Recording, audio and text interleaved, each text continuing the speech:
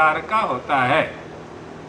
एक लौकिक सुख होता है, एक अलौकिक सुख होता है। लौकिक सुख अगर बिना धर्म शास्त्र के, बिना पूजा पाठ के, बिना आध्यात्मिक शक्ति के, बिना ईश्वर के शरण लिए किसी को प्राप्त हो भी जाए तो वो क्षणिक होता है, विनश्वर होता है, हेय होता है और त्याज्य होता है। उसकी कोई सत्ता नहीं होती, वो कुछ दिन के लिए होता है। अगर कुछ दिन के लिए ना होता तो कोई धनी व्यक्ति कभी निर्धन ही ना होता। लेकिन आप लोग, हमने तो पढ़ा है, आप लोग तो व्यवहार में देख रहे हैं, भोग भी रहे हैं। आपके सामने ही बहुत लोग जो धन पा करके अधर्म के मार्ग पर चलते हैं, आपके ही सामने निर्धन हो गए।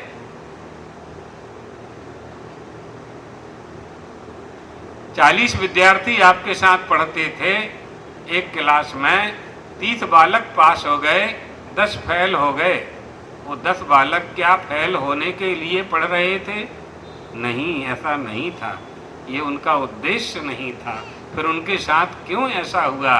एक ही स्कूल में, एक ही पाठ्यक्रम में, एक ही सिलेबस में, एक ही अध्यापक पढ़ाने वाला, ये भेद, ये प्रभेद, ये भिन्नता, ये विचित्रता कहाँ से आ रही है?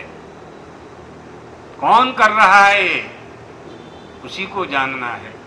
जब उसे हम जान लेंगे तब हमें अलौकिक सुख की प्राप्ति होगी।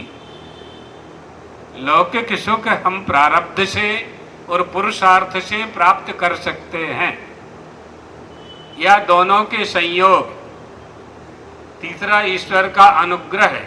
ईश्वरानुग्रहेण जन्म जन्मार्जित पुण्य पुंज परिपाक वसात प्राप्त कर सकते हैं। करोड़पति बालक के यहाँ जन्म हुआ, बालक का जन्म हुआ, करोड़पति पिता के घर में बालक का जन्म हुआ। पैदा होते ही वह बालक करोड़पति हो गया कि नहीं हो गया? थया नहीं थया? थई गया ना। कोई काम नहीं किया उसने, कोई पुरुषार्थ नहीं किया, कोई कारखाना नहीं चलाई, कोई खेती नहीं की, आलू बटेटा एग्रीकल्चर कहीं नहीं गया।